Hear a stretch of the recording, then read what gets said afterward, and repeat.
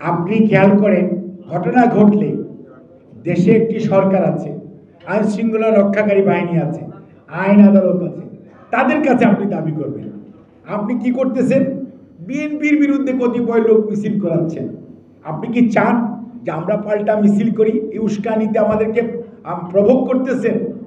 BNP আগুনে পুড়ে পুড়ে সোনায় পরিণত হয়েছে।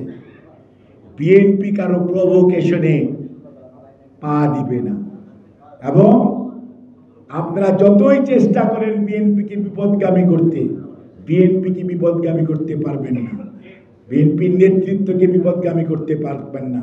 বিএনপির নেতৃত্ব জনাব তারেক রহমানের নেতৃত্বে আজকে অত্যন্ত ঐক্যবদ্ধ এবং সুকঠিনভাবে ঐক্যবদ্ধ।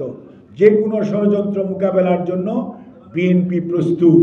জনগণকে সাথে নিয়ে বিএনপি গণতন্ত্র হরণ করার, গণতন্ত্রকে দূরে ঠেলে দেওয়ার ষড়যন্ত্র প্রতিহত করার জন্য জনগণকে সাথে নিয়ে বিএনপি যে কোনো ষড়যন্ত্র মোকাবেলা করার জন্য যথেষ্টভাবে শক্তি রাখে এবং প্রস্তুত আছে ইনশাআল্লাহ।